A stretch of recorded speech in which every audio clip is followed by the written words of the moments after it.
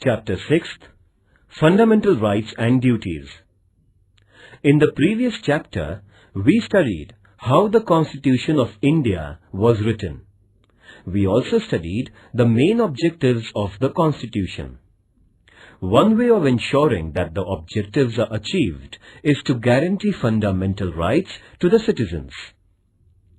In this chapter, we shall study the rights included in the Constitution and why they are important. Introduction. Today, most countries, through their constitutions, grant rights to the citizens. The aim of such rights is to help in the all-round development of the people.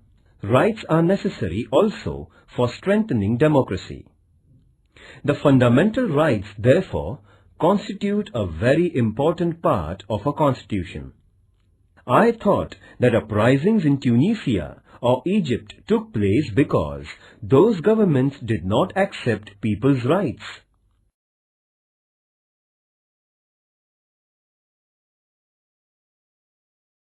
A. What is a right? When we say that a person has a right, we mean that the person can engage in a certain act and that others accept that behavior. Having a right also means that the person can expect specific behavior from other persons and from the government. Thus, rights can come into being only when other members of society and the government accept certain obligations. You must have seen that there is a silence zone near hospitals. This is a regulation local authorities declare that you cannot blow horns while passing through the silence zone. This regulation comes in the backdrop of a socially accepted idea that patients in the hospital need silence and that they are entitled to rest and recuperation in peace. Thus, the patient's claim to rest is accepted by society, and then a regulation is made to enforce that claim. Society accepts various such claims mainly when they are seen as reasonable.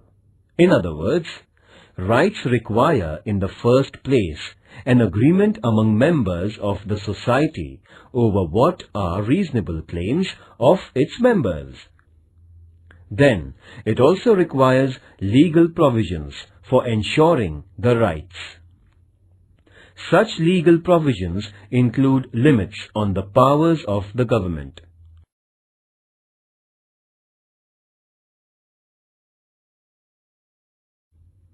As you will learn later in Standard 10th, limits on the powers of government are seen as an important component of democracy. By agreeing to have limits on the government, a society ensures democratic government. When there are no limitations on government's powers, there is no democracy. I had heard of this word democracy, but did not know that it was related to rights. Must find out the rights of people in different democracies. When we say that we have freedom of speech, it means that other people around us also have the same right, and we all agree that we can freely express our opinions. Then, there must also be legal provisions for protecting the freedom of speech. There must be provision that police or any other government officers cannot unnecessarily restrict our right to express our views. In this sense, rights imply limitations on the powers of the government. By granting rights to citizens, governments agree to limit their powers. Read newspapers of 1 week. List the new items that are against the government or critical of the government or some leaders. What would happen if the government said that you cannot publish any news that is against the government or cannot publish news items that criticize the government? By allowing publication of news opposed to it, the government accepts certain limitations. This is also known as freedom of the press. This freedom is part of a freedom of speech.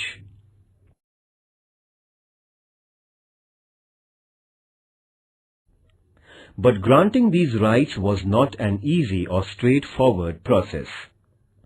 In many countries, people engaged in struggles with their rulers for long periods before they could get their rights. When the Constitution of the United States was written in 1787, the idea of rights also existed. But that Constitution originally did not mention any rights because makers of that Constitution felt that rights are already there and do not need mention in the Constitution. But on the demands of citizens, a Bill of Rights was subsequently included in the US Constitution, that is, in 1791. Since that time, it has become customary to include rights in the Constitution of a country. The Constitution of India includes a detailed list of rights. These are called fundamental rights. This means that these rights are of fundamental importance. They are so important that the government cannot take away these rights. Long back in 1215, the British monarch had to agree to some restrictions over the monarchical powers. This agreement is famous as the Magna Charta, a charter agreed by the king. Even after this, there were many struggles in England between the people and the monarch. Those struggles resulted into many more limits on the powers of the king or queen. Ultimately, these struggles led to democracy and acceptance of citizens' rights. In 1776, the American people declared their independence from England. That declaration is known as the Declaration of Independence, in which it was asserted that certain rights of human beings were inalienable, meaning that nobody could take those rights away. Similarly, the French Revolution of 1789 also underlined the importance of rights through the Declaration of Rights of Man and of the Citizens. The French Revolution led to abolition of the monarchy and the rise of democracy in France. In what way rights are related to democracy?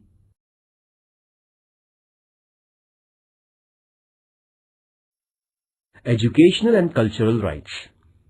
India is full of diversity. People in a country speak different languages, follow different religions, adopt different cultural practices, and celebrate different festivals.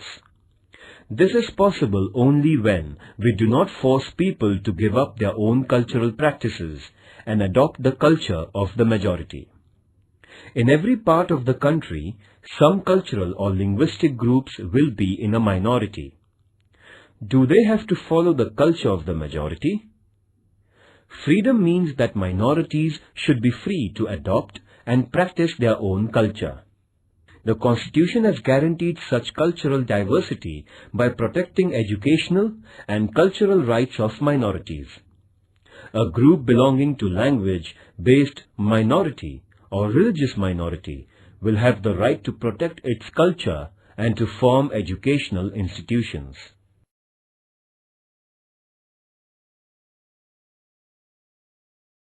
B. Are fundamental rights mentioned in Indian Constitution. Even before India became independent, our leaders were aware that a future India must respect rights of citizens and that there must be a guarantee of those rights. When India was under British rule, Motilal Nehru, who was president of an all-party committee, demanded that the government must adopt a Bill of Rights, that is, in 1928. Before Motilal Nehru, Lokmanya Tilak had declared that Swaraj was my birthright. And before Lokmanya Tilak, Mahatma Phule had recognized the importance of education and equality as rights of human beings. These ideas form the origin of our rights today in free India. There is a separate part of the Constitution of India where fundamental rights are mentioned. These fundamental rights include liberty, equality, right against exploitation, right to freedom of religion, cultural and educational rights, and right to constitutional remedy.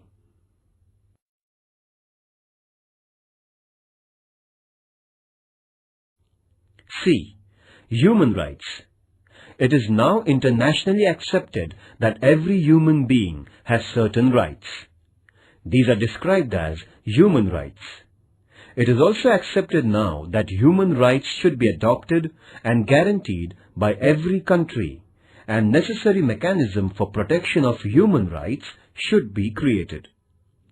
In the year 1948, the United Nations adopted the Universal Declaration of Human Rights, 10th December 1948. This day is celebrated every year as Human Rights Day. Later, in 1966, the General Assembly of United Nations adopted the International Covenant of Economic, Social and Cultural Rights, and many countries have signed that agreement. According to the international norm, India has created the National Human Rights Commission in 1993. The Universal Declaration of Human Rights lists many important rights. These include individual freedoms such as freedom of speech, movement, etc., right to equality, cultural rights, and freedom of religion. Besides this, Declaration also includes wide-ranging rights such as right to work, right to rest and leisure, right to education, etc. The purpose is to ensure a balanced development of every individual and ensuring equal worth of all persons. Dignity and justice for all of us, this is the motto of the Universal Declaration of Human Rights. Activity. Using Internet, find out countries that have adopted the Declaration of Human Rights. For information about the number of countries that have signed the International Covenant, access the UN website.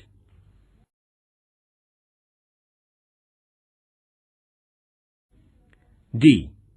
Citizens' duties. Why can't we have only rights and no duties?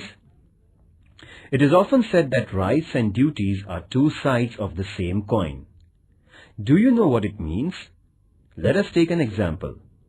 Right to equality means that men and women must have equal status and equal treatment. Does this happen in real life? Unless all members of society respect this right and fulfill the duty of treating women as equal, this right will never fully come into being. Therefore, it is the duty of every citizen not to engage in domestic violence against women and to oppose ill treatment of women, because women are not treated equally and practice of female foeticide is prevalent. Is it not a duty to respect women as equal citizens? You will now understand why duties are important for the fulfillment of rights. Just as society must respect our rights, society expects that we accept certain responsibilities as our duties. Some duties are listed in the Constitution as a fundamental duties. These include to respect the Constitution, to respect national flag and national anthem, to protect the country, to adopt a feeling of brotherhood towards all citizens of India, to protect the environment, to adopt a scientific approach, etc. Is there punishment if these duties are not performed? Ecological balance. Human beings are dependent on environment for air, water, trees and minerals. If we use these natural resources indiscriminately, that leads to environmental degradation. Our present generation may be happy to use as many trees as it can cut down, but what will happen to later generations? Already, over-exploitation of natural resources is leading to crises such as drop in rainfall, rise in temperature, and many other environmental hazards. This only shows the importance of duties. It is not our duty to use the natural resources carefully? Think of others and think of our future generations. Activity. Obtain a copy of the Constitution of India and make a list of fundamental duties. Discuss in your class why these duties are important. I can now see the link between rights and duties. Unless we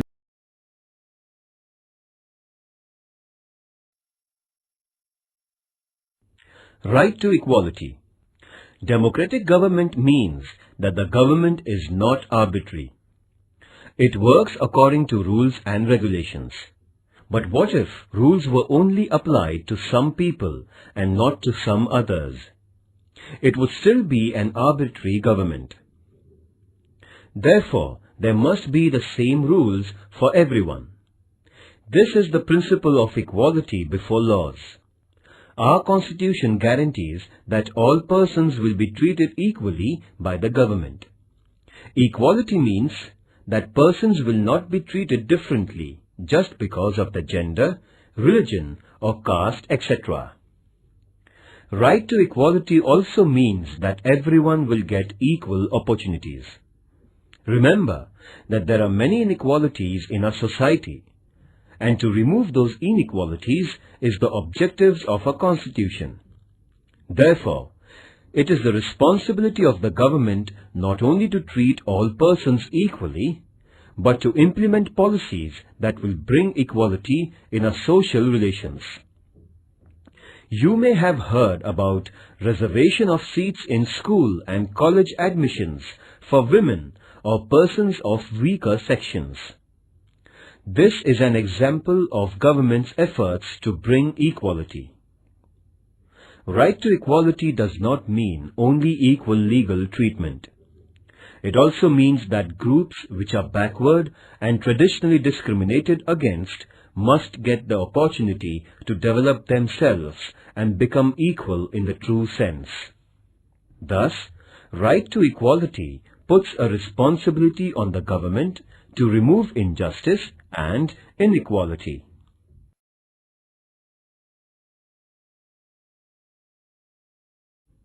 Right to freedom of religion. In India, people follow different religious practices, but the government does not support or oppose any religion. Every person is free to follow any religion and pray according to her or his religion and also propagate their religion. The government will not differentiate between persons of different religions only on ground of their religion. And because there is no religion which is the official religion of our country, government or government-aided institutions will not force us to follow any particular religious practice. Government also does not itself preach any religion or give religious education in schools aided by it.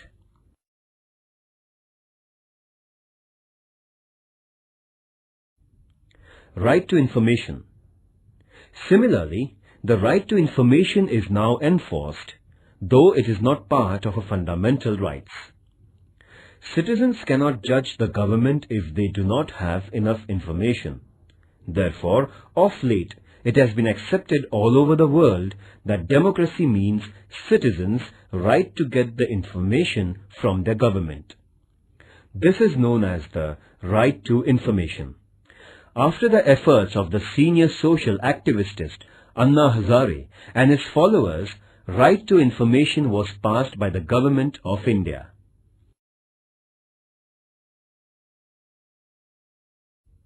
Right to liberty. Right to life is one of the most important rights of the individual. Our Constitution guarantees this right. It means that even the government cannot take away our life or cannot arrest us without reason and without legal procedure. But merely a guarantee of life is not enough. As human beings, we want to live a meaningful life. We want to do things we like. We want to develop our personality, follow our hobbies, pursue our own interests. For this to become a reality, we need an assurance that there won't be unreasonable restrictions on our personal liberties. Freedom of speech is one of the most important personal liberties. Besides, we have the liberty to form associations and organize meetings. We also have the freedom to move freely in different parts of the country and reside anywhere in the country. And we have the freedom to undertake any profession or business of our liking.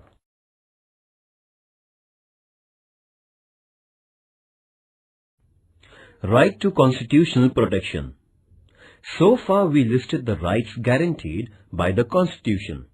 But what do we mean by guarantee? If our right is violated, we can go to the government for protection. But what will happen if some officer or the government itself violated or did not respect our rights? In such situation, we have the right to move the courts. This is also called as right to constitutional remedy. Court will decide if the government has wrongly interfered with our rights, and if so, ask the government not to do so. Judiciary is the protector of our rights. This provision makes our fundamental rights truly guaranteed. First, what is the importance of right to equality? Second, why is the right to constitutional remedy the most important right? Activity. Imagine we had right to liberty but not the right to equality. What would be the result?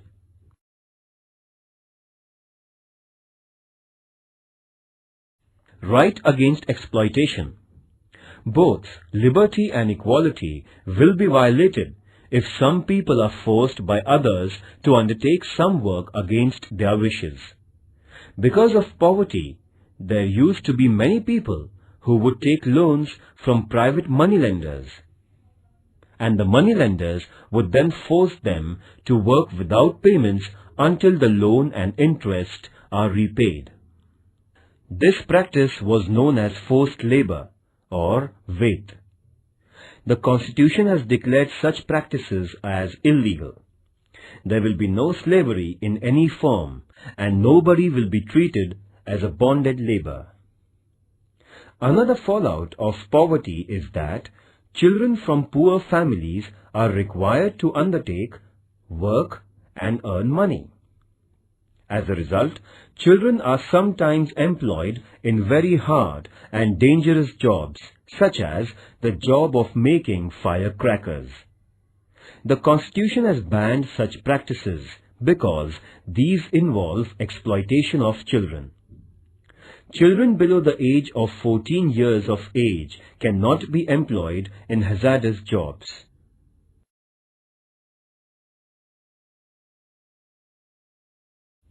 Positive and negative rights. Rights are necessary for our personal development. They are necessary also for the well-being of the society.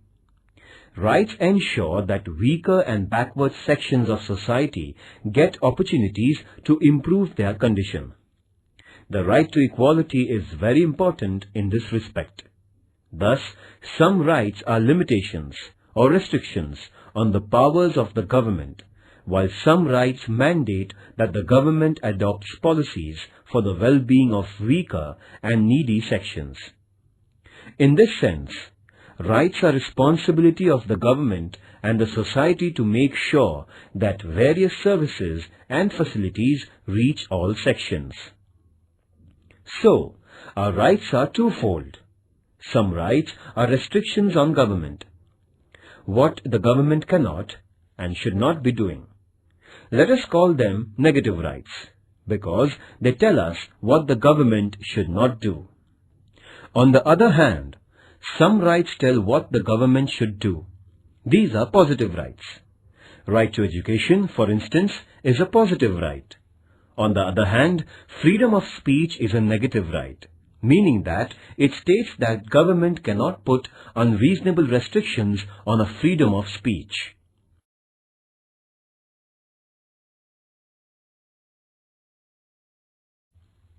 Other rights. The idea of rights does not stop only at fundamental rights. For instance, we know that citizens of India enjoy the right to vote. This right is not listed in fundamental rights, but it is part of our constitutional rights. Even after the Constitution was written, the scope of our rights has been expanded.